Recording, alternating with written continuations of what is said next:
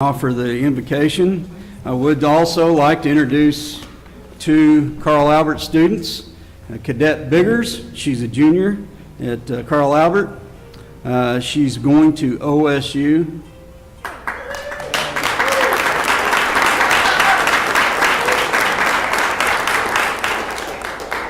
And she's going to major in pharmacy. And then Cadet Roden. She's also a junior, and she also plans to go to OSU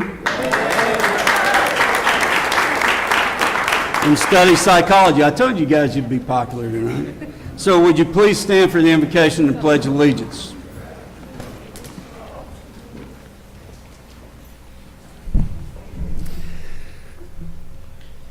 Gracious Heavenly Father, we thank you so much for this occasion and the meeting of this council and the freedom that we have to assemble tonight.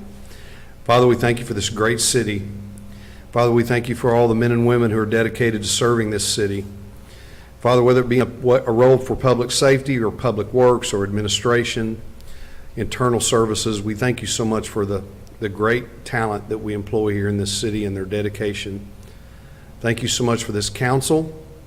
We're blessed to have the leadership, those who are willing to serve and to dedicate and devote time to this office. Bless them in their decisions tonight. Give them wisdom and discernment and peace in the decisions they make. And Father, we're grateful to live in a land that's free. We're grateful to have men and women who are sacrificing all over the world to guarantee the freedoms that we enjoy in this great land. We thank you so much for their willingness to sacrifice their families. Just give them peace and protection and comfort. Ultimately, Lord, we thank you for the ultimate example of service in your Son, Jesus, giving your Son for us and the blood that was shed on the cross.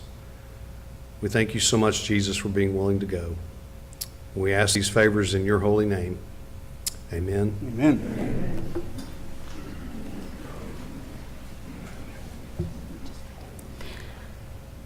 I pledge allegiance to the flag of the United States of America and to the republic for which it stands, one nation, under God, indivisible, with liberty and justice for all. Thank you, ladies and gentlemen. Be seated. Great job. Thank you. Thank you, ladies.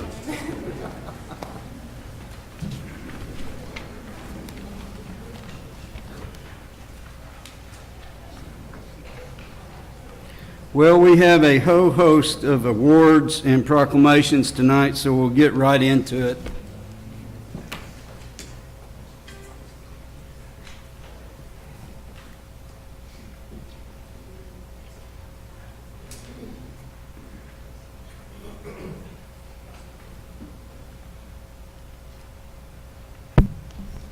Okay, first off, we've got several certificates to give out.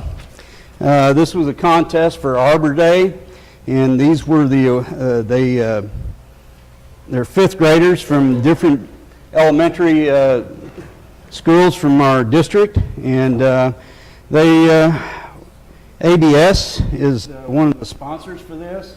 And I would like to ask Lillian Teal, Caitlin Honeycutt, Sophia Rodriguez to come down and join me.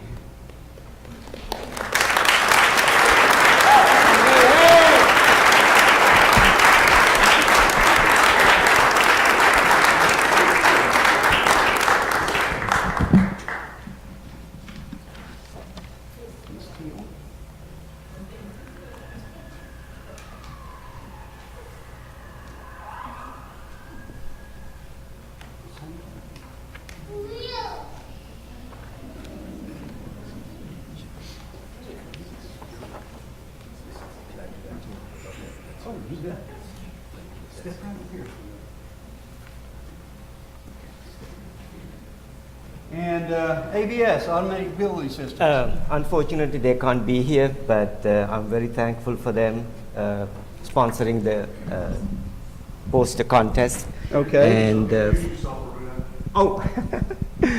we have the tree board here. Can you raise your hands, our tree board members? And we appreciate your support for the city and the tree board. So I'm the board chairman, Aruna, And the first place we have $150 for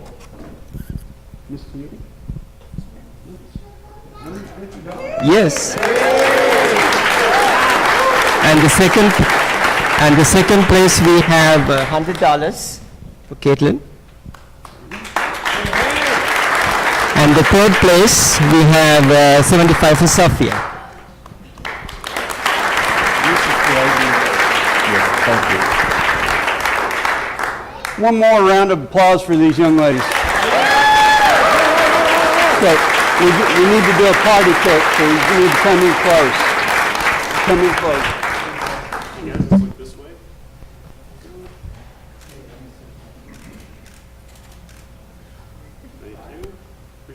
And you guys know that you have to take your family out to dinner now.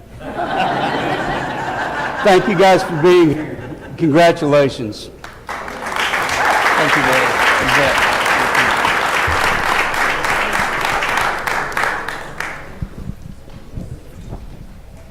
Eva Dean, come on down. Eva.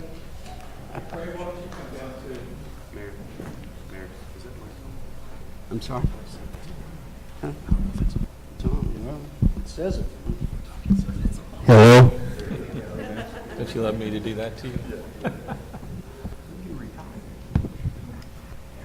What we do at the City Council is we recognize our employees that are retiring and have given so many years of service to our community, and Eva's one of them. And so whereas Eva Dean began her career with the City of Midwest City in 2007 as Secretary for Fleet Services and later developed into the surplus clerk as well, earning her forklift certification and successfully executing a money-saving program by selling city surplus items online for a time. Now she's retiring in June of 23, whereas Eva is known throughout the city as professional, courteous, and always open to new and challenging opportunities, such as helping with the Delta Hotel project. Also has a heart for kids in need, volunteering her time to raise school supplies and more, whereas she's proven herself innovative and resourceful, always looking for ways to make work more efficient, and such as generating new forms to help operations run smoother, as well as seeking ways to be more customer friendly, which you guys like that, which resulted in the city's high eBay feedback score during its operations. Therefore, in honor of Eva Dean, I, Matthew Dukes, Mayor of Midwest City, do hereby proclaim April 26th as Eva Dean Day and wish you the best of luck in your retirement.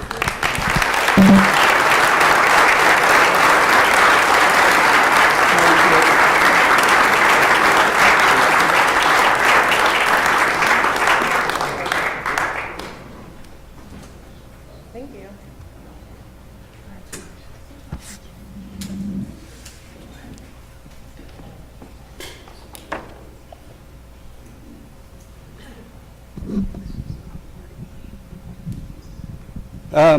For those of you that served in the United States Air Force, one of the ethos of the Air Force is service above self. And the next gentleman I'm going to ask to come down here exemplifies that. Marty, will you come down? Ladies and gentlemen, this is Maury Hardy. He served in the United States Air Force for more than 20 years, was a pilot, and actually the AWACS plane that just went to the boneyard, he flew. Makes you feel old.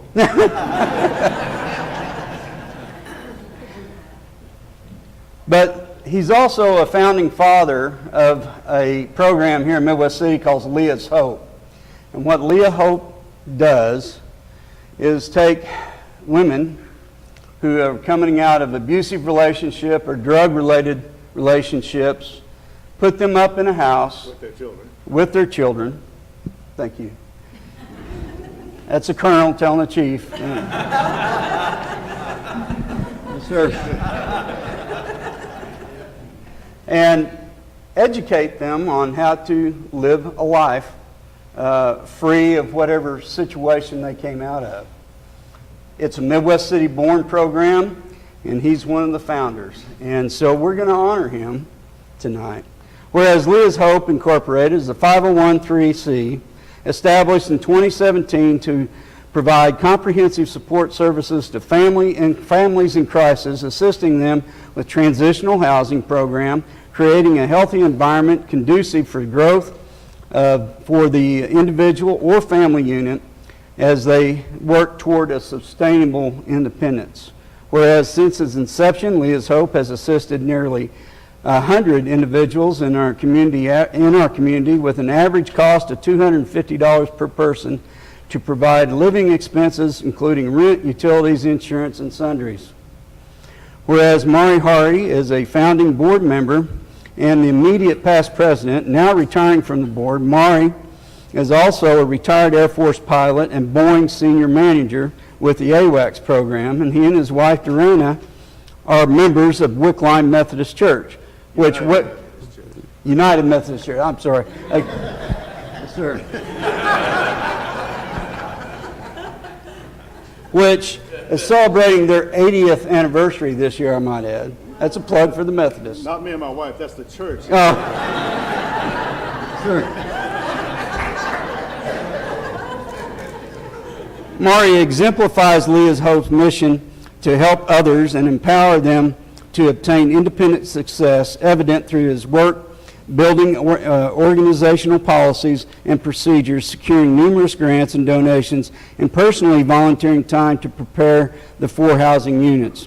Therefore, it's my pleasure, I, Matt Dukes, in honor of Mari Hardy, Mayor of Midwest City, do hereby proclaim April 27th as Mari Hardy Day in the city of Midwest City, and ask that all residents and merchants show their gratitude and honor to honor Mari for his commitment in making our community a better place through Leah's Hope.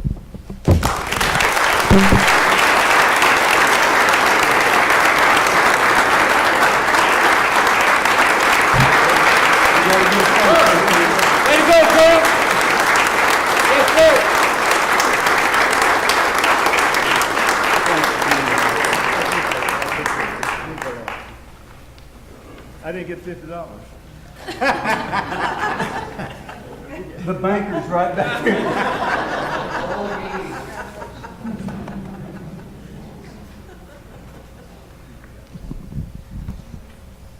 Okay, we'll get through this. Could I have all the fire department personnel down front, please?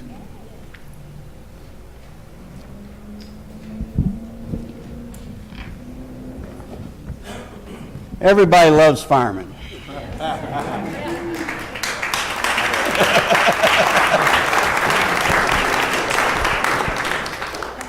I've worked for some of these guys for years, so I can throw rocks at them every once in a while. No, this is an important day today. Whereas the International Firefighters Day was created in 1999 following the tragic death of 5 firefighters in Australia, and is celebrated on May 4th each year, remembering the dedication, courage, and need for firefighters all over the world. Whereas this day is a time where the world's community can recognize and honor the sacrifices that firefighters make to ensure that our communities and environments are safe and as possible. Whereas our Midwest City firefighters are committed to providing the highest level of public service for our community and residents, protecting lives and property through fire suppression, disaster management, fire prevention, and public education. Whereas they endeavor to be mentally and physically prepared to take the bold and aggressive action in the execution of the mission, as evidenced by the 8,642 calls for service they responded to in 2022. Therefore, I, Matthew Dukes, am proud, Mayor of Midwest City, am proud to proclaim May 4th, 2023 as Firefighter Appreciation Day, and ask all the citizens of Midwest City show their appreciation when you see these gentlemen and women out.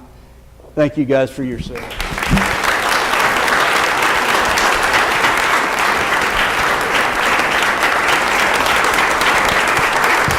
Okay.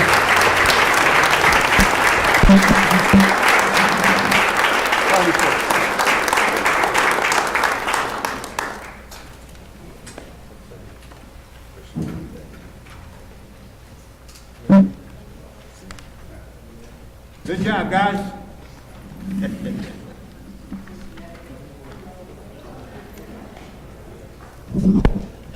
Last one. Paul Streets and your crew, come on down. All right. Why did you put me after the firefighters? That's what I want. Well, when I read it, you'll find out. This is Paul Streets. He's the Director of Public Works Administration, which encompasses everything that you hold dear. Sewage and water. And trash, I'm sorry. That's the only time my phone lets up, is when one of those are missed. So, whereas Compost Research and Education Foundation, along with Canada, Australia, United Kingdom, and other countries, have declared the first full week of May to be Annual International Compost Awareness Week. Whereas composting is a way of returning organic resources to the soil, conserving water, and a proven method of decreasing the dependence on chemical fertilizers and decreasing erosion. Whereas composting is an effective form of waste reduction, reuse, and recycling, and is becoming one of the primary methods of communities to reach waste diversion goals. Whereas materials such as yard trimmings, vegetable cuttings, eggshells, food scraps, biosolids, manures, and shavings have all been composted and converted into beneficial product known as compost. Whereas communities throughout their local governments, highway departments, soil conservation services, extension offices, public works professionals, Wall Street, can have significant impact on clean water, soil, climate change, and landfill diversion by using compost for public works projects. Whereas the International Compost Awareness Week is an educational initiative to showcase compost production and demonstrate compost use. Therefore, I, Matthew Dukes, Mayor of Midwest City, do hereby proclaim May 7th through the 13th as International Compost Awareness Week. Encourage all residents to follow the guidelines as set forth for composting. Thanks, Doug.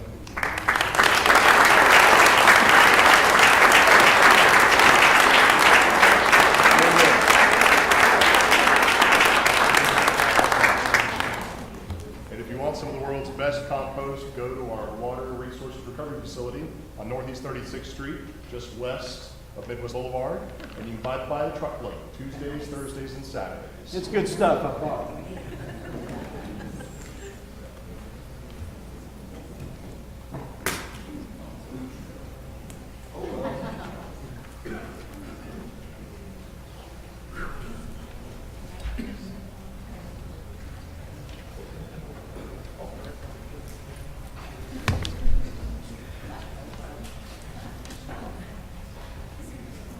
Well, thank you, ladies and gentlemen, for enduring that. We love to showcase and honor those who go above and beyond in our community and bring that awareness to you, the citizens of Midwest City. Now that we're through that, I return to public or community-related announcements. Mr. Lyon. Thank you, Mayor. So start with our April sales tax check for the city of Midwest City.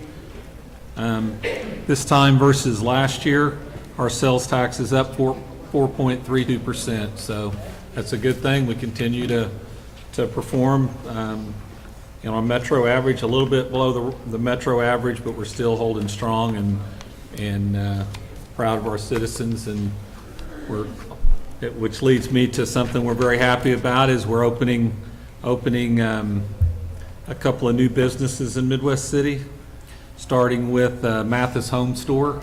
Don't know, at the old J.C. Penney's at Sooner Town Center. If you haven't been into the store, it's 100,000 square feet of furniture, and we're very, very excited about having Mathis Home here, and they're getting ready for a grand opening coming up April 29th, I think.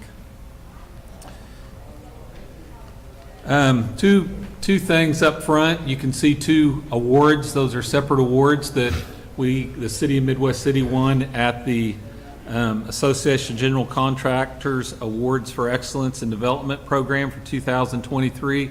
One is the Delta Hotel. Our Sheraton was converted to a Delta and totally renovated.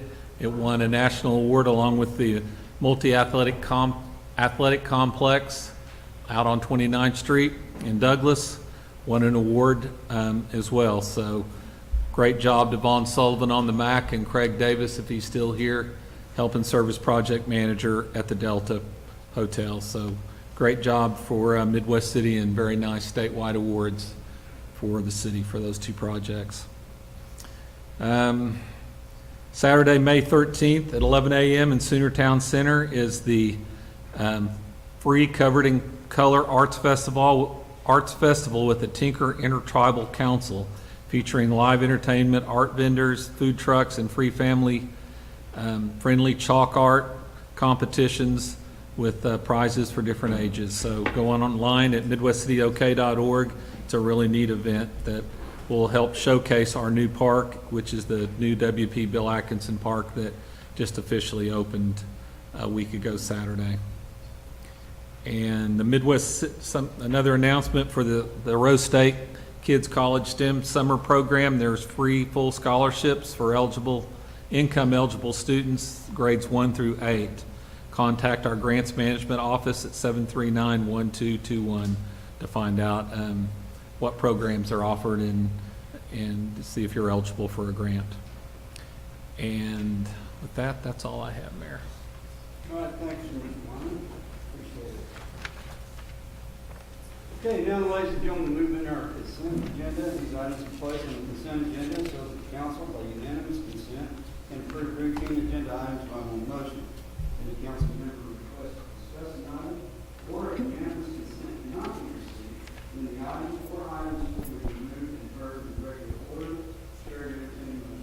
Mayor, could I please pull items 3 and 4 for an individual vote, please? But I move to approve the other consent items outside of 3 and 4. Second. Motion to approve all the items except 3 and 4. Second. I have a second. All in favor, indicate so saying aye. Aye. Aye. Opposed? Abstentions? Motion carries. Mr. Wyman, item 3. Discussion, consideration of possible action approving a contract with Arledge and Associates, PC, to perform our fiscal year 22-23 audit of the Midwest City's financial statements for the audit fee of $57,700. Thank you so much, Mr. Cromar. I just Yes. had a question on, I know we had the same auditors, I believe, last year, so how many years Correct. have we That consulted? is the first year we had them. Okay. Correct. So this will make it the second year, Yes. which is best practices, right? Correct. 2 years in a row. Okay. With that said, move to approve. Thank you you. so much. Second. I have a motion and a second to approve. All in favor indicate by saying aye. Aye. Opposed? Abstentions? Motion carries. Item number 4. Discussion and consideration of possible action of voting for 1 incumbent Tim Lyon, City Manager in Midwest City, and 2 incumbent Pam Polk, City Manager of the City of Collinsville, to serve on the Oklahoma Municipal Assurance Group Board as the official vote of the City of Midwest City. So I just, again, want to thank, we have one of the most incredible city managers in the state of Oklahoma, knowledgeable, flexible, accessible. With that said, I'm ready to vote for you as President of the United States of America, but I did abstain from the nomination due to something I expressed, and so I'd like to be able to do that, to be consistent, if that's okay. Motion to approve. Second. I have a motion and a second. All in favor indicate by saying Oh, you already, okay, I'm sorry, so roll call vote. The city. Byrne, Yes. Reed, Yes. Banna, Abstain. Favors, Yes. Mayor. Yes.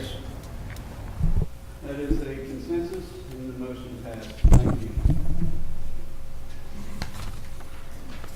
Now we move into our discussion items of the agenda. This is a public hearing. Item number 1, Mr. Wyman. Public hearing, discussion, consideration of possible action on a resolution approving the Heritage Park Mall Area Urban Renewal Plan. Mr. Maish. Thank you, Mr. Mayor and members of the council.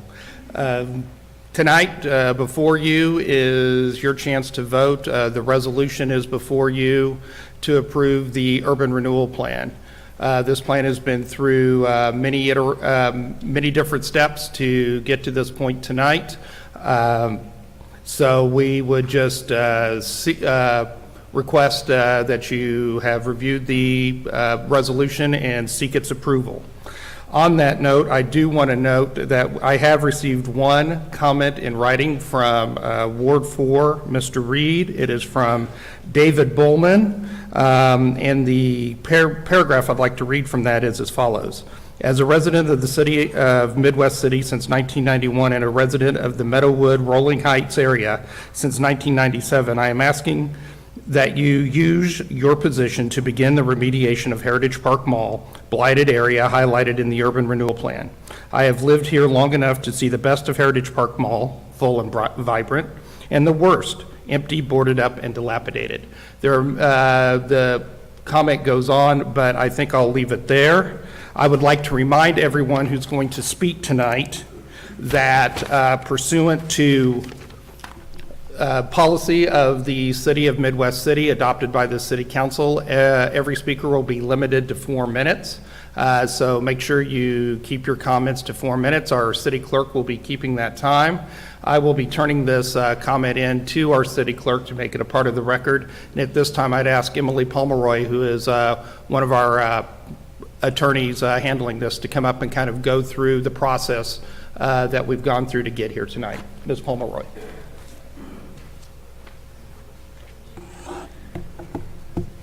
Good evening. Thank you, Mr. Mayor, members of council. Good to see you again. I was last here in front of you on March 28th when the City Council held the first of 2 public hearings required for the consideration of an urban renewal plan. So we're here tonight for the second public hearing. The purpose of this public hearing is to give any interested persons the opportunity to express their views on the proposed urban renewal plan prior to this body voting. There is a resolution in front of you that, if adopted, would approve the urban renewal plan and authorize it for implementation by those entities authorized under the urban renewal plan. So I just wanted to take a few minutes to talk through the statutory requirements for consideration of an urban renewal plan, and then make myself available to try to respond to any questions that you might have. So as we talked about before, the urban renewal law lays out specific steps that must be taken before a city may adopt an urban renewal plan. Consistent with those, this urban renewal plan was presented to the Midwest City Urban Renewal Authority on December 21st, 2022, who recommended its approval to this body. The Planning Commission reviewed the urban renewal plan to determine conformance with the comp plan, which they did on February 7th of 2023. The Planning Commission met again on April 11th, 2023, and found that this area was proper as to be designated and delineated as an urban renewal area, consistent with the definition under the urban renewal law. And then this body held its first public hearing on March 28th, 2023. Notice of that hearing was given consistent with the urban renewal law. That included publication in a newspaper, posting on the city's website, and 5 large signs posted throughout the urban renewal area, well in advance, in this case, of 14 days of that public hearing. Similarly, notice was given for this public hearing in the same way. Publication in the newspaper, on the city websites, and those signs have been up this entire time. So we're here today to try to respond to any additional questions that you might have, hear from the public on their views for and against the plan, and ask you to consider the resolution approving the urban renewal plan. Mr. City Attorney, would it be proper for her to explain the process, what's going to happen here on out after, after the vote is taken, what happens? Sure. Do you want to go through that, Emily? Sure, I'd be happy to. If the urban renewal plan is adopted, then the urban renewal plan itself authorizes the Midwest City Urban Renewal Authority to take certain steps to implement the urban renewal plan. The urban renewal plan does authorize acquisition. So if there is a decision to acquire property that is authorized for acquisition under the urban renewal plan, the Midwest City Urban Renewal Authority would consider a resolution authorizing specifically the acquisition of property by negotiation or the use of eminent domain, which is authorized under the urban renewal law. If that resolution is passed, then there must be negotiation with any property owner whose property is to be acquired. That first offer would be based upon an appraisal of the land, a review appraisal, and then a good faith offer. If the parties cannot reach agreement on the price of the land, then the Urban Renewal Authority may choose to file condemnation. That would be authorized by this urban renewal plan and authorized under the urban renewal law. If the vote is to not move forward and everything stops, correct? Right. If there is not an urban renewal plan that's adopted by this body, then it's not that the property couldn't be acquired by means of negotiation, but the use of eminent domain cannot take place. Are there any more questions, Ms. Palmer? Thank you very much. We do have a number of you that have signed up to speak. First up, Mr. Reed, are you here to talk about the mall or the police department? Okay, since the police department is not an agenda item, I'm going to have to push you to public discussion, okay? All right, thank you. Mr. Nugent.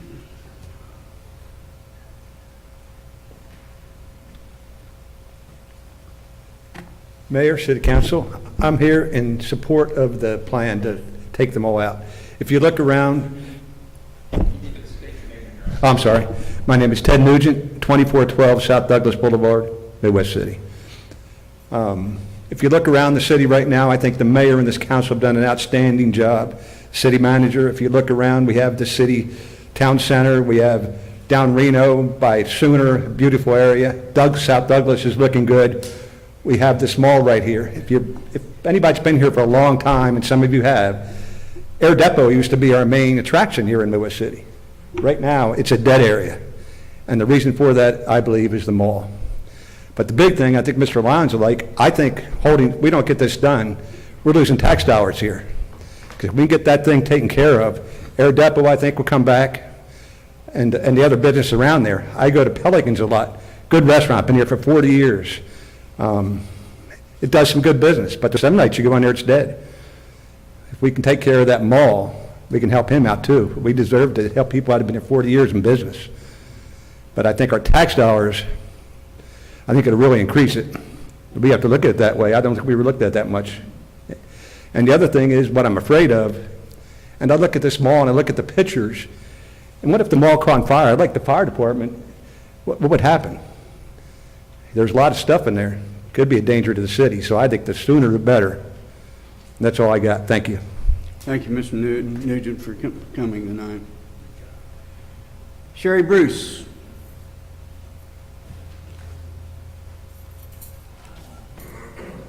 Mayor, City Council, my name is Sherry Bruce, 1817 Rhythm Road, Midwest City. I don't know a lot of the facts, and I'd like to know what the renewal plan is going to be, what you plan to do with it. I haven't heard anything about that.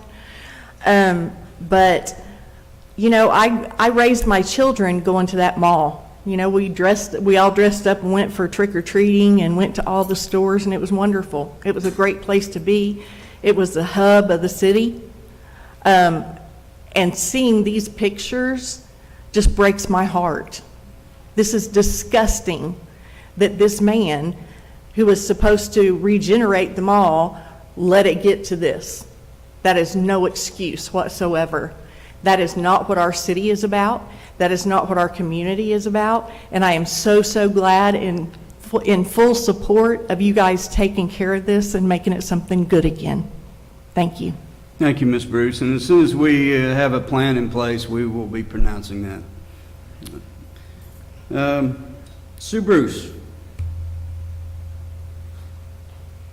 Mayor and Council, my name is Sue Bruce, 9713 Railroad, Midwest City, Oklahoma. We always loved the mall.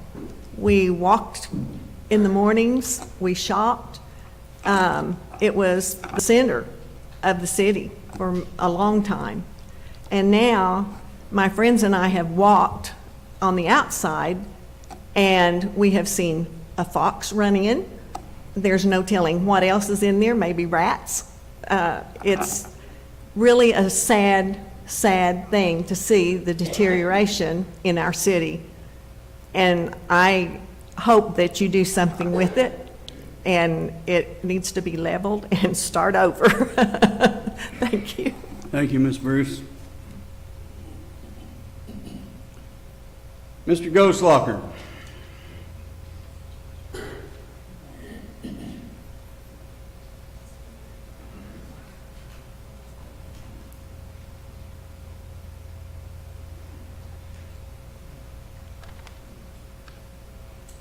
Glenn Goldschlager, 1409 Evergreen Circle, Midwest City. Welcome, Glenn.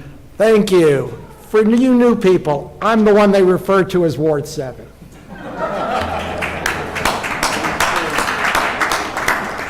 He's also the one that walks around the park every day and picks up trash. Thank you. You know, there were 205 code violations against this mall. Now, that's 205 code violations that our code people could be working in other places. And so I'd like to, if no other reason, then let's get code on other things. There was also between 20 and 30 fire violations every 6 months over the last couple of years. And as alluded to just a few back, we were talking about our fire department. Can you imagine trying to fight a fire in that thing at night with no lights? All too often, government is reactive. They act after something happens. For a change, let's be proactive. Let's really support our first responders. Let's make sure they're never fighting a fire inside that mall. Thank you, sir. Thank you, Glenn.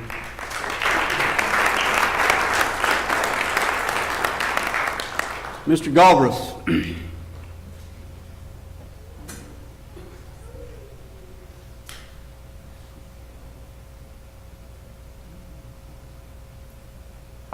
Thank you, members of the council.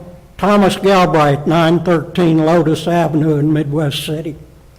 I come before you tonight in hat in hand and asking you to do the right thing and get rid of this damn thing. I was here the night that they presented this man the $50,000+ plan that we done, that the Midwest City paid for on what to do with that place, and he basically looked at it and said he wasn't doing anything. Now, I watched the meeting, last meeting 2 weeks ago, when he got up here and talked about all the things he had been doing to this mall. I asked the mayor just a week or so ago if it was possible for people to go in that mall and see it for themselves. He told me no, it was a health hazard and it was unsafe. I am glad to see these pictures because I now understand that.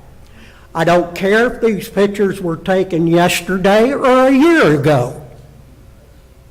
It's still a sad situation. If that was my house that looked like that, the city would condemn it and it would be bulldozed in a week. My wife and I were at Medicine Park about a month ago. That's our favorite place to go. And if you ever go down there, everybody in Medicine Park becomes friends. We were sitting in a facility one night having an adult beverage, and the people sitting with us asked us where we were from. We said, Midwest City. Their first comment out of their mouth was, when's Midwest City going to do something with that mall that you've got up there that's falling down? I says, we're working on that. Amen. Don't let this guy stonewall you. Let's get this thing on the ground and be done with it. Yes, sir. Thank you. Thank you, Mr.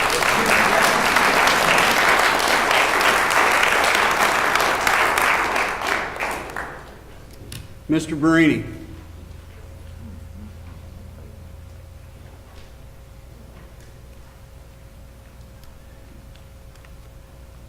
Mr. Honorable Mayor and the member of the council, my name is Ahmad Bahraini. I'm the owner of a Heritage Park Mall.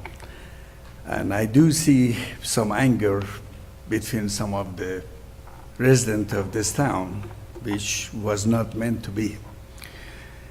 They have some proper points. Majority of this picture are taken years ago. Like he said, he's welcome. I'll open up a door to the mall and have him come in and take a look at it, and I'll show him a lot of things you're seeing on these pictures. They're no longer there, except on one section of the mall, which is the A to Z. And the majority of the pictures you're seeing, it is from A to Z. So assuming a small portion of the mall in a bad shape, then the whole thing in a bad shape, that's not justice for the mall. I also brought several plans during several years ago to the city, and for partially the city agreed on some of them. Then they backed off. We had manufacturing, which I still have the equipment over there. I'll be happy to show it to the public or show it to Mr. Mayor or show it to the city councils. We brought doors and window manufacturing, which they're still sitting at my warehouse over there, which we have spent over $2.5 million on it, to open up the Middale doors and windows for the city of Midwest City, to bring jobs and everything. Number two, whenever the Crossroad Mall went out of business, I brought 28 people, 28 businesses, and the city of Midwest City did not give him the certificate of occupancy to occupy the mall. Number three, we had this meeting at the city hall upstairs with several people, including some of the city officials. We divide the mall in 9 different sections. They were supposed to let us finish up each section to get a certificate of occupancy for each section, then to open up that portion, then we open up the second portion, the third portion, and the fourth portion. They all fell through. So everybody is blaming me for everything, but the problem is, I may be the blame for partially, but without having a running water over there, I applied for water for over 20, 30 times. We don't even have a water over there because they said, well, you have to have a certificate of occupancy to get water. You go apply for a certificate of occupancy, you have to have water and all utilities before you could have any of those. So it's a double-edged sword. We have plans for the mall. We had the plans to open up, but right now, not only the city of Midwest City needs housing, pretty much the state of Oklahoma needs housing. We have plans to change that one bad portion of the mall, which is, everybody see hundreds of pictures from there, to 88 to 110 townhouses, which that will eliminate all that horrible looks on those pictures and became townhouses for the people who cannot afford to go either buy or rent property. We talked to the veterans at the veteran hospitals. We talked to the other people. They all in support. I talked to several banks. I have 2 banks, Prosperity Banks and Cold Creek Bank, which they will give us the funds to build those houses. The other side, by the Life Church, we have people which they came over there and they're interested or open up an entertainment center for a trampoline park. The problem is all that have to be approved and come to the city to get a certificate of occupancy for each one. Okay, Mr. Brady, I'm going to have to cut you off. You had 4 minutes. Thank you for appearing here today, and we need to move on. Thank you. I appreciate it. Thank you. Ms. Clark.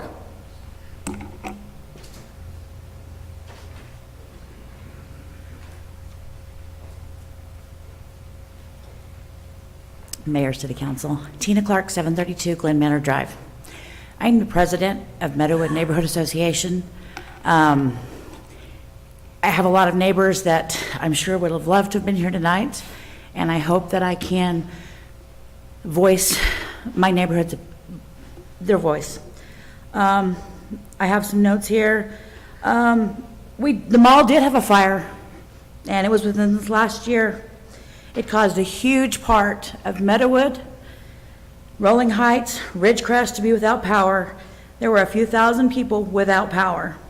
Thankfully, it was on the outside of the mall, and it was quickly contained, because that very well could have been a huge mess, because we have houses right there.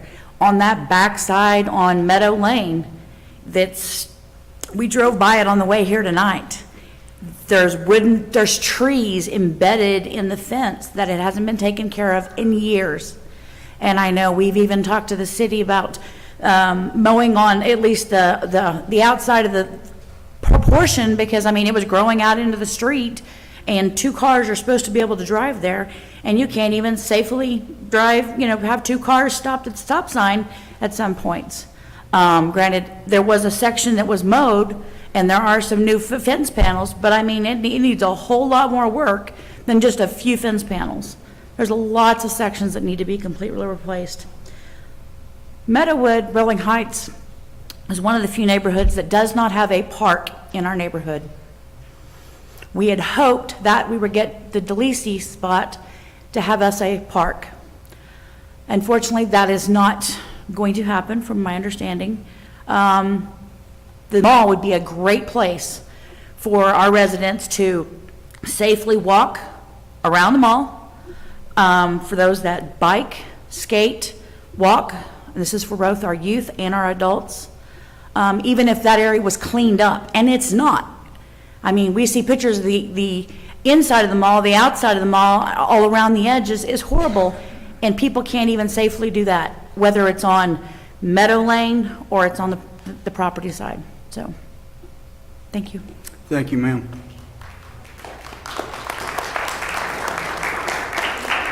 Mr. Wade.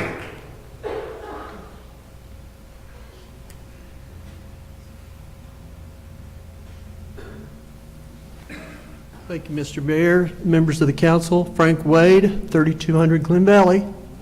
I was here about a month ago when we had the first meeting on this, and tried to emphasize what it was like here before all of this happened, before the mall even came. I grew up here.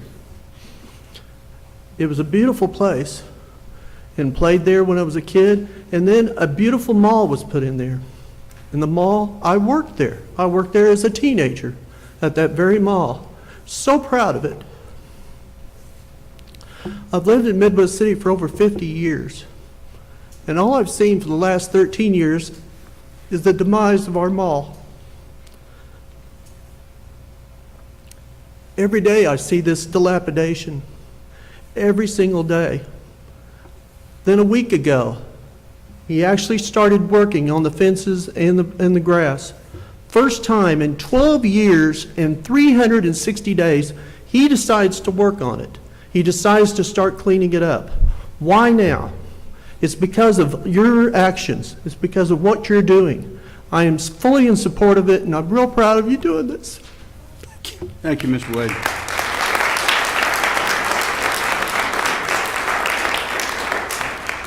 Ms. Hendrick. Good evening. I'm Tony Hendrick. I live at 3208 North Glen Valley Drive. I concur with what Ms. Clark said. I've been a part of the neighborhood association off and on for about the last 6 years. And before that, I was a founding member at the Life Church there on the side. I do know at that time, whenever the church bought it, they were looking to buy the entire building and mall area without luck. I also had a friend just a few weeks ago who I've been working with and talking to. He's a contractor, and he also reached out to the owner to maybe do some things with the property. Got absolutely no response in either instance from the church or from my contractor friend. I was wondering how long ago the new fence panels and things were put up. I just noticed them over the weekend. And I find it odd that he chose last minute to do some maintenance. Although appreciated, I think it's a little too late. And I know I haven't been in Midwest City forever, but I love this city. I love living here. I know what we're capable of because I see the hearts of my neighbors and other people in the community. And I really feel like we need to do something differently with this mall. I'm normally not a fan of taking someone's property, but in this case, he's had so many years to do something, and very little has been done to this point. Thank you for your time and effort in this matter, and I look forward to seeing what you're going to do. Thank you, ma'am.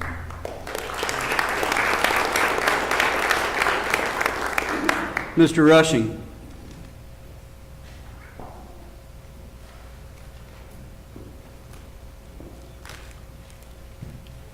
Ryan Rushing, 629 Moraine Avenue.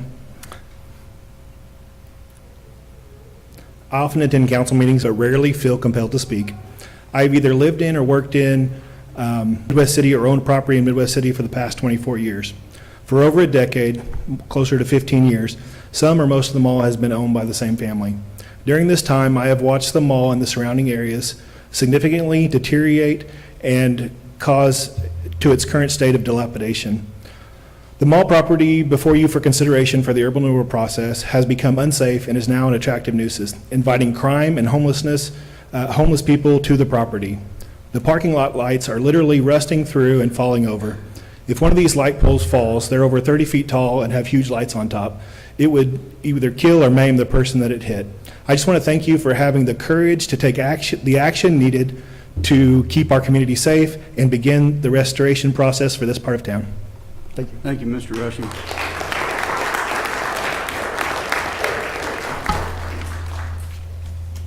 Ladies and gentlemen, that concludes the public hearing part of this particular discussion item, and the chair would entertain a motion. I would like to make a motion on behalf of everybody that got up and spoke, but more importantly for all the kids in that neighborhood that deserve better. I make a motion that this passes. Second. I have a motion and a second. Any further discussion? All in favor indicate by saying aye. Aye. Opposed? Abstention? Motion passes.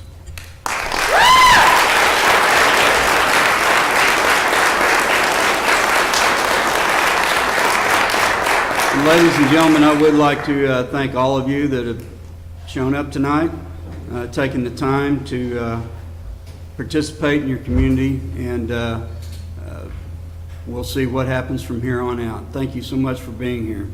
We move into discussion item number 2. Mr. Lyon. PC 2138, public hearing, discussion, consideration, and possible action of an ordinance to redistrict from R6 single-family detached residential district to SPUD simplified plan unit development governed by O1 restricted office district, and a resolution to amend the comprehensive plan from low-density residential to office retail for the property described as the southeast quarter of Section 35, Township 12 North, Range 2 West of the Indian Meridian. Lot 09, Block 01, also addressed as 401 North Douglas Boulevard, Midwest City. Emily. Thank you. Applicant seeks to rezone the property from R6 single-family residential to SPUD simplified plan unit development governed by O1 restricted office district, and to submit a resolution to amend the comprehensive plan from LDR to OR. Said property is the site of a vacant 696 square foot single-family detached residence constructed circa 1952. Owner Cliff Merrill proposes to convert the residence into commercial use compliance to house his counseling office. At the November 18th meeting, staff voiced concerns regarding the owner's ability to meet building code and zoning requirements, specifically parking. Staff asked Mr. Merrill to submit a site plan reflecting all proposed parking spaces and setbacks. Thereafter, Mr. Merrill submitted several defective site plans that lacked the elements necessary to determine if zoning compliance was possible. The most recent draft site plan submitted by a professional architect appears to comply, but will not be officially considered until the building plan review stage. Staff from Engineering and Construction Services, Fire Marshal's Office, and Community Development met with the applicant on site for a general walkthrough inspection on February 23rd, at which time unpermitted work was discovered. The chief building official posted a stop work order on the property pending the approval of a building permit. Should Mr. Merrill obtain zoning approval, the structure must still meet all requirements for construction documents leading to permitting, inspections, and a formal certificate of occupancy. It may be especially difficult to meet the requirements of the Americans with Disabilities Act because of the age and design of the structure. Both state and local public notification requirements were met. Parking and permitting were discussed in detail at the April 5th Planning Commission meeting. Mr. Merrill voiced his commitment to obtain all necessary permits. As of April 12th, Community Development had not received public comments for or against this proposal. Planning Commission recommended approving the item, and action is at the discretion of the council. You did say he was already doing work that was unpermitted? Yes, but the chief building official put a stop to that to make sure, to see what happens tonight, because we don't want him to go through the process of making it into commercial use, because it couldn't revert back to residential. He would have to go back through this process. This might be a speculative question, and if so, I apologize. Did he intentionally do it, or was it a misunderstanding that he started the work? And if you don't know, don't say. Yeah, the applicant is present. The representative is. I don't know if you- Well, I can ask him that question. I just don't like speculation. Yeah. Okay, will the representative for the applicant please state your name and address for the record, please. Good evening, Caitlin Turner, 522 Colcord Drive. I'm here on behalf of the applicant, who is also here with me. Regarding the unpermitted work, there was some maladvice given to the applicant originally. They were unaware. Since that time, the applicant has hired a contractor as well as an architect to remedy all of those issues and to prevent any other issues moving forward. So he has retained the people to get all of those permitting issues worked out. Of course. Thank you. And if I may, I can go ahead and give my spiel. I'm up here unless you all have questions. You've got for an Emily. attentive audience. Okay, great. So like Emily said, this is getting rezoned to O1 for a counseling office. It will be small scale. The existing structure will remain. However, we will be complying with all city requirements to get those ADA standards complete. It won't really increase traffic. It's going to be a small operation. Typically nowadays, whenever you see a lot on a hard corner with two arterials, you don't typically think single family. So I think that this is compatible with the area and compatible with the arterials that it's on. I also want to point out that there's commercial to the south and east for some office retail, so it's also compatible in that nature. But I think given its location, as well as the fact that the existing structure is staying, its appearance is ultimately staying the same, in terms of compatibility for a rezoning application, we believe that it is met. Again, Planning Commission recommended approval unanimously, and we ask that you also approve, and I'd be happy to answer any additional questions that you have. Is the entrance going to be on Douglas or on the arterial? It's going to be on, there's an existing access drive on Douglas, and it'll remain. The parking will be on the side of the house, though. I apologize. Will it have an entrance on one and an exit on the other, so are you going to be able to come in and out on both 2nd Street and Douglas? It'll just be that driveway that's currently there, yeah. Emily, have you received anything from any of the neighbors? But they're not in compliance either, so it doesn't make any difference. I mean, they aren't. I mean, let's face it. You know, the only issue I've got is that I certainly don't want to keep somebody from bringing a business, even though he's already in Midwest City, is the fact that the staff report kind of makes it sound like it's going to be really difficult to pull this off. Understood. They did, again, some of that work that was kind of unpermitted was to get that ADA compliance up to code. So that obviously has stopped pending this rezoning application, but based on the retaining of the contractor, it will be able to be done. The applicant has also gotten an estimate for the paving for ADA parking spaces and things of that nature, so those will all fit on the property, and the house will be brought up to code. And now that he's not going to be doing it himself, or whoever was doing it for him. Correct. The cost has probably gone up significantly. Correct. And he's prepared to meet all the requirements of the city, because from reading Emily's report, it's, kind of sounds like he's still going to be out in the parking lot trying to get it done, because she brought up some pretty significant issues. Right. And you've read the report, and you don't disagree with anything that's in there. Well, I think that now that he has retained adequate people to get this done for him, I think that it will be able to be accomplished.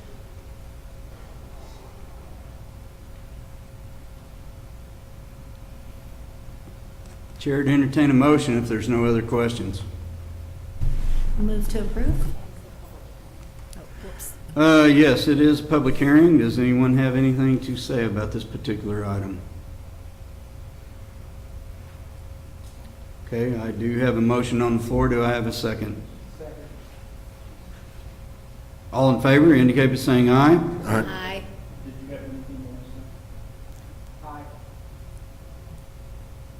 Opposed? Abstention? Motion carries. You got your zoning request. I'm looking forward to see what that PUD looks like. So, thank you. Ladies and gentlemen, Mr. City Attorney and Council, I need to ask your indulgence on an issue. I inadvertently overlooked a person that wanted to speak to the mall, and I would ask indulgence to reopen the public hearing on that particular issue and call this gentleman down. It's, I leave, it is actually the speaker's discretion. If the speaker still would like to come up and speak, he is more than welcome. He or she is more than welcome to Still speak. here and wanting to speak. I think it's... And you can either do it now or during public comment. I'd rather do it now. Okay. Jim, would you come down, please? And I'm sorry for the oversight on my part.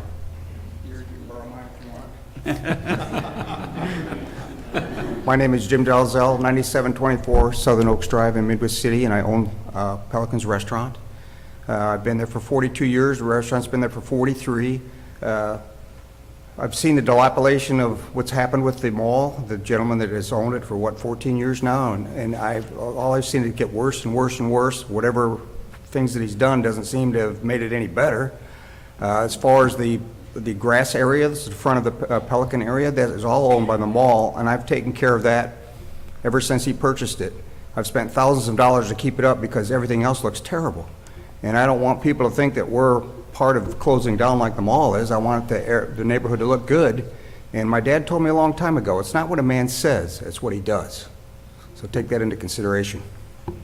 Thank you, Jim. I'm going to assume that that's had a significant impact on your business. Oh, tremendous. Oh, yeah, when the mall closed down, we used to be open every day, 7 days a week till midnight. Now we close at 9 and 10. The weekends we can close at midnight. But when the mall was there and people would get off work, they would come over and they would have something to eat or have a drink or watch a game, whatever. That's all gone. We have all the early business is still there. We're still running pretty much the same volumes we did back then, except we have no late business. Because the mall is, nobody wants to come out there when it's late. Yeah. Thank you for being here, and I'm sorry again for the oversight. That's okay. I get it. I'm short. You probably just look over the top of me.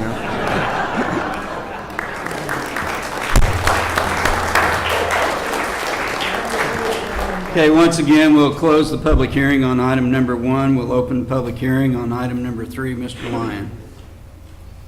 PC 2139, public hearing, discussion, consideration, and possible action of an ordinance to redistrict from planned unit development to amended planned unit development governed by C4 General Commercial District and I2 Moderate Industrial District for the property described as plus or minus 11.73 acres located in the north half of Section 27, Township 12, Range 2 west of the Indian Meridian, described as lots 2A, B, and C, D, E, 3A, B, C, D, E, F, and 3G of Soldier Creek Industrial Park, also addressed as 7500 Northeast 23rd.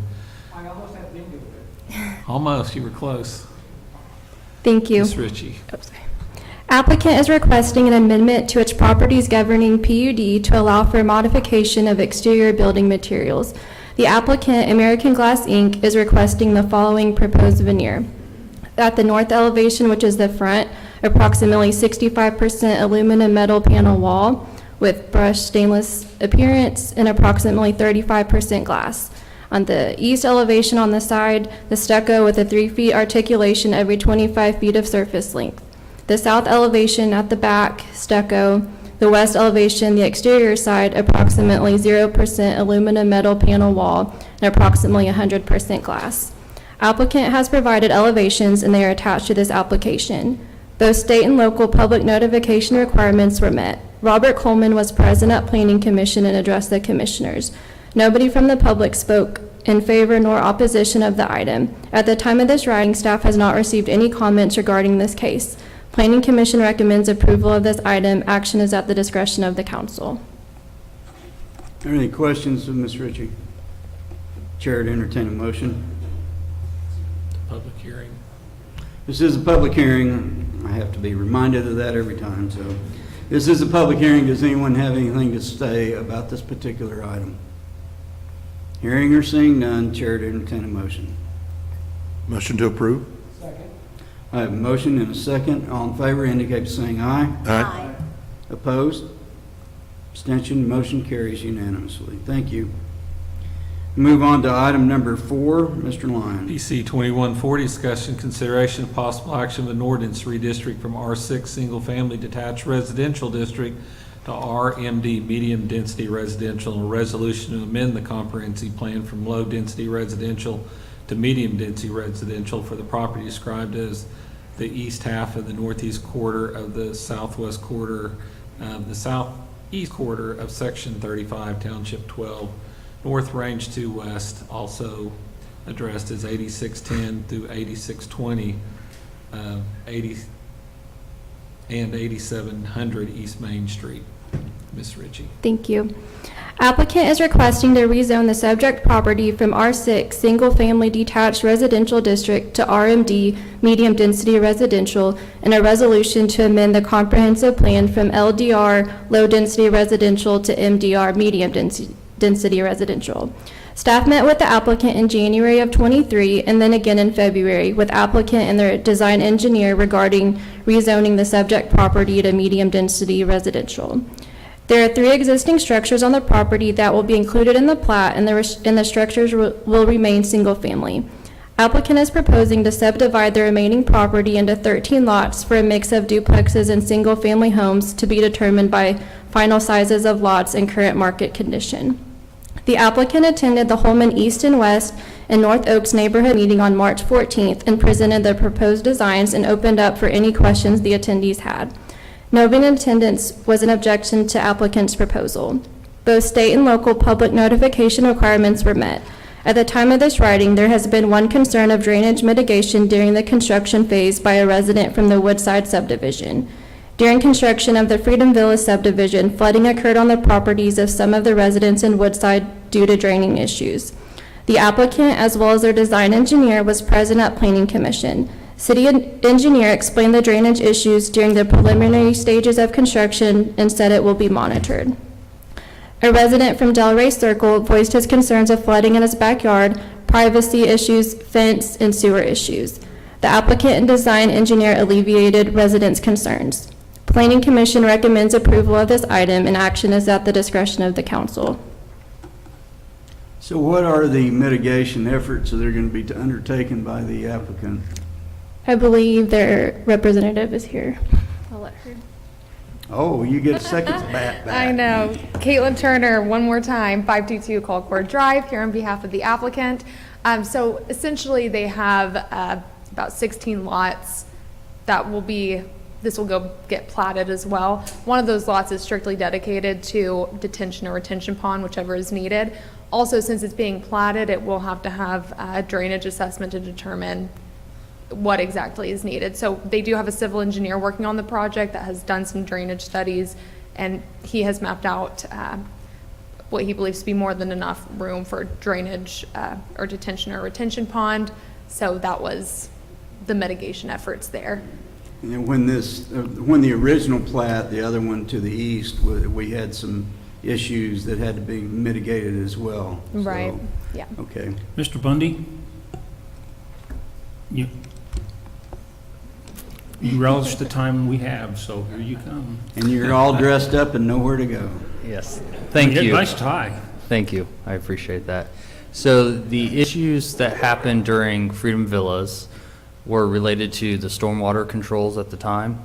Stormwater controls are great for keeping sediment out of the creeks, but they do not do well with volumes. And so there were some issues during construction. That will have to be worked through during development and with their contractor. After that, they will have to come through and plat the subdivisions. They will have to do all the detention. This is related to the zoning, so you'll see this again with the preliminary plat. I don't know if you've ever been in front of us, but drainage is a big word to us. I understand. And if your boss knows it, so. Yes, I understand. Okay. Okay, this is not a public hearing, so the chair would entertain a motion. Well, yeah, swing for the fences. Second. I've got a motion and a second. Any further discussion? All in favor indicate by saying aye. Aye. Opposed? Abstention, motion carries unanimously. We now move into new business public discussion. Does anyone have anything to bring before the council? Mr. Reed?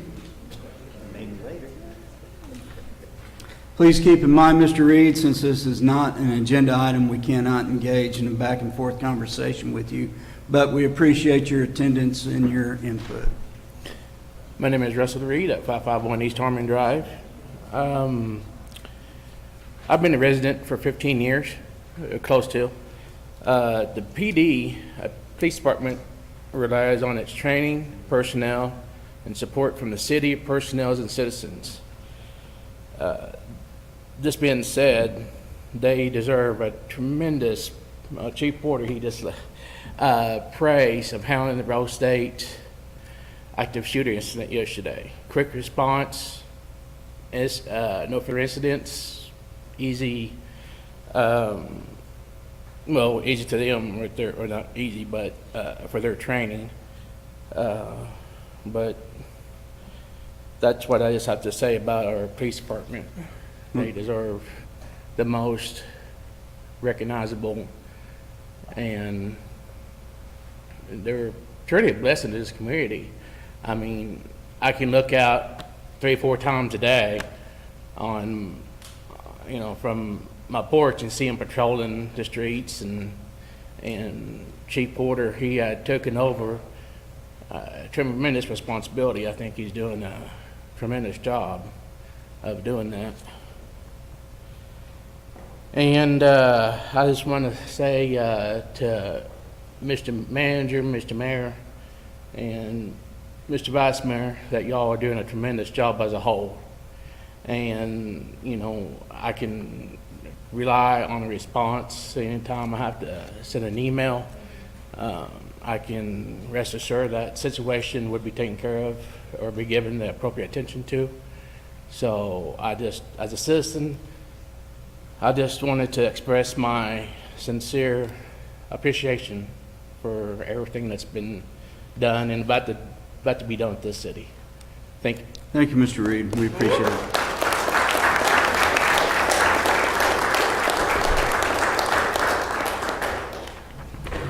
With that being said, is there anybody else that has anything to present before the council? Hearing or seeing none, we are hereby adjourned from City Council. And I call to order the Midwest City Municipal Authority. We do have a consent agenda on this, and these items are placed on the consent agenda so the trustees, by unanimous consent, can approve routine agenda items by one motion. If any trustee requests to discuss an item, or if unanimous consent cannot be received, then the item will be removed and heard in regular order. I'd entertain a motion to approve. I'm sorry. I do need a motion that would include pulling item number 4, and there will be no action taken on item number 4. Motion to approve all items except number 4. Second. I've got a motion and a second. All in favor indicate by saying aye. Aye. Opposed? Abstention, motion carries. Item number 4 does not need any action taken.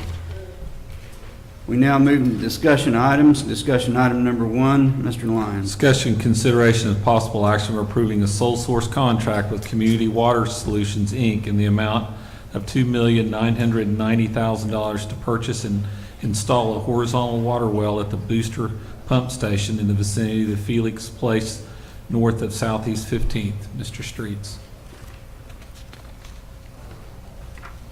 Honorable Mayor and Council, we have an opportunity tonight to set a new path for the city of Midwest City with respect to how we support our existing infrastructure to provide potable water to every customer in our city. What we have is 2 systems. We have a water plant, which, as you know, has award-winning water, the best tasting water in the state. And we have a backup, a redundant system in the booster station. We've made some investments, as you're aware, in a new tank and a pump station, courtesy of some engineering by Garver and some funding that Terry Kraft was able to procure. We need to find a way to get water into those tanks consistently. We have a well field that's very old, that needs rehabilitation and millions of dollars. What we can possibly do with this one well would be the equivalent of 3 or 4 wells. And if we move forward with this project and successfully get the well drilled and the yield is where we think it will be, there's a possibility that we may not have to rehabilitate the rest of the well field that fills the booster station. So I would be happy to answer any questions. We do tonight have Garver Engineering, a wonderful staff, very good, been very good to support us, and actually Mr. Dick Greenlee, who's the guy that is in charge of this proprietary technology that we're hoping to move forward with. Does anyone have any questions? Yes, sir. Yeah, and I think we are the first, are we going to be the first one in Oklahoma? Yes. So. There were some others, I will say there was another city that had tried to work toward it, but unfortunately they had some issues with the ability to pass some rate increases to make that happen. So we were able to kind of jump to the front of the line, which is a good thing for us. And I think our Garver folks are supportive. They believe it's a good idea, as long as Carrie Evertson, our Assistant Public Works Director, who's worked hard to move this thing forward. Any further discussion or questions? Chair to entertain a motion. Second. I have a motion and a second. All in favor indicate by saying aye. Aye. Opposed? Abstention? Motion carries. Thank you, Mr. Street. Thank you very much. Item number 2, Mr. Lyons. Discussion, consideration, and possible action of entering into a design contract for the Timber Ridge Elevated Storage Tank and Water Tower with Garver LLC for a total amount of $674,900. Thank you, Mr. Lyon. You don't look like Patrick, but go ahead. Thank you, Mr. Lyon. So before you is an agreement with Garver to evaluate and design our elevated water tank out at Timber Ridge. Back in 2012, Garver did a water model for the city and kind of laid out improvements that need to be made. And this is kind of multiple step iteration past that. They're here and they have prepared a presentation, short presentation, that I'd like to go through, kind of spelling it all out. Go ahead. Put them on the clock. They're on the shot clock. This is Bryce with Garver, and you have 4 minutes. I'm kidding. Even better. No one wants death by PowerPoint this late in the evening. Good evening, Mayor and Council. My name is Cole Niblett. I'm the Oklahoma Water Team Leader here for Garver. Have the privilege of working with your staff on several projects, and just want to say we really value our relationship with the city, and we're excited to speak to you tonight. With me, I have Bryce Callies, our project manager for this particular project, and we do have a short PowerPoint that I will let him lead that just gives you quick background on the project, where we started, where we're at today, and where we hope to move forward. So with that, I'll turn it over to Bryce. Thank you, Mayor, City Council, for hearing us today. As a resident of Midwest City, I'm excited about this project. So with that, and some of this thunder has been stolen. A few things have been hinted about in this PowerPoint, so we'll go through quickly.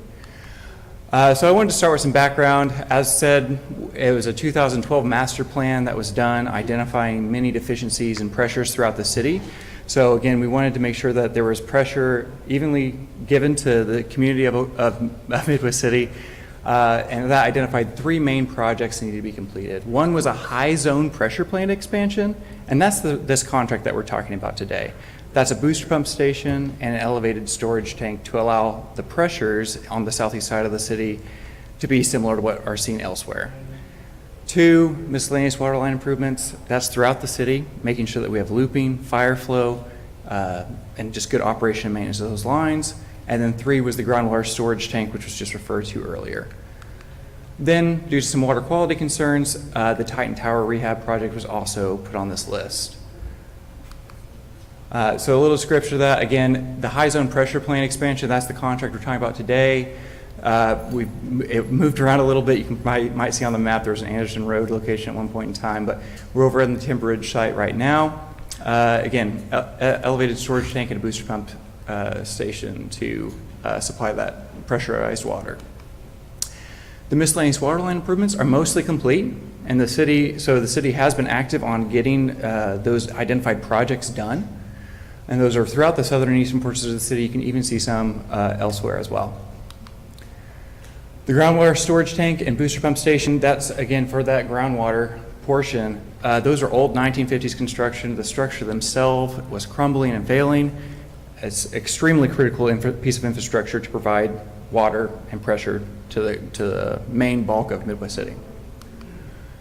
And then the Titan Tower rehab, again, it had to stay full in order for pressures to be maintained. We allowed flow through so that water age can be lowered, increasing water quality to the citizens of Midwest City.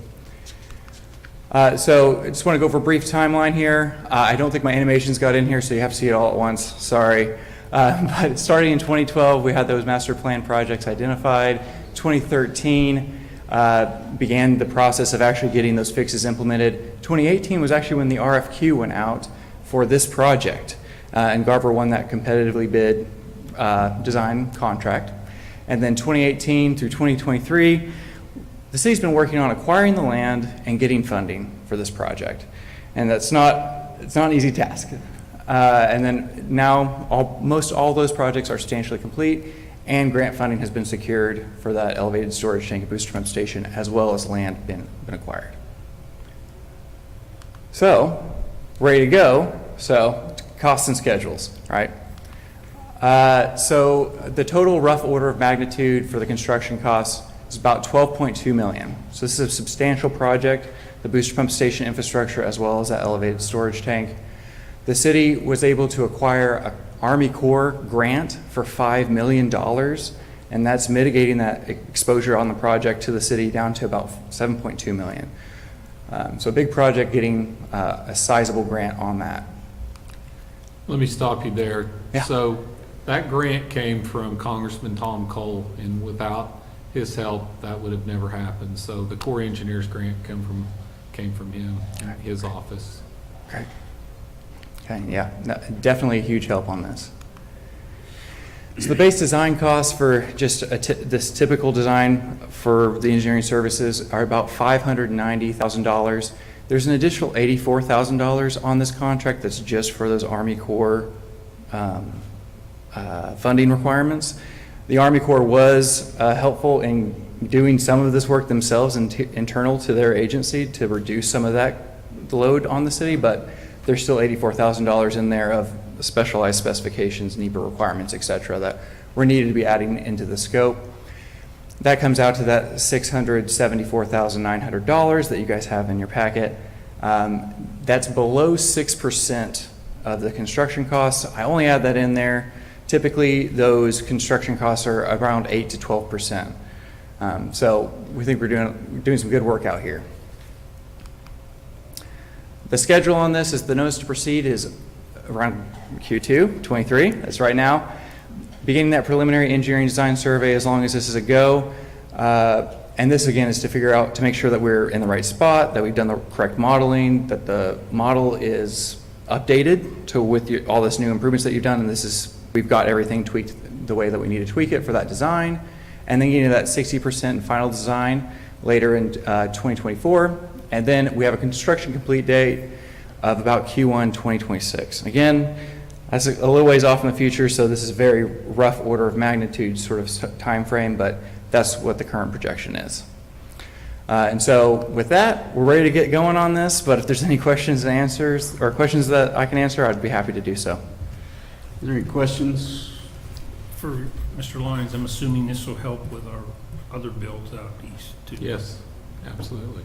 It'll kind of help us get back on track with that. Yeah, it'll bring the pressures up to a better level than they are now. Is there concerns of cost increase between now and when it's finished in 2026? So we do try to estimate off of a midpoint in construction, but there's always concerns of cost increase. We are only providing that rough order of magnitude. Once we get that modeling done and that preliminary design, we can start to hone in on those costs. So at every step of design, we get a better and better cost estimate going forward. Then cost decrease? Potentially, and it's not unheard of. It's not unheard of. Yeah, he's the only one in here that laughed.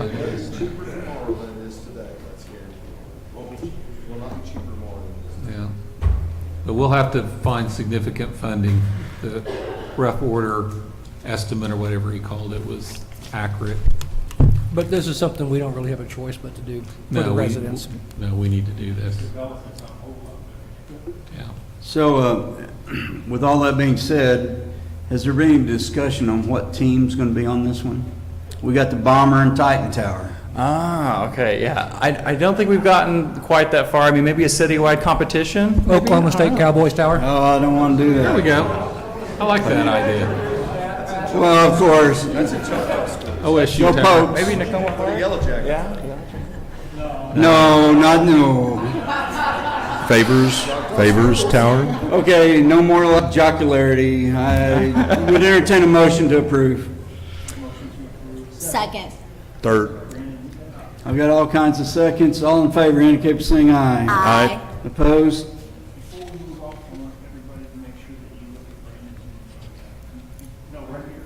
He's very proud of it. He just turned it around for everybody. Abstentions? Motion carries.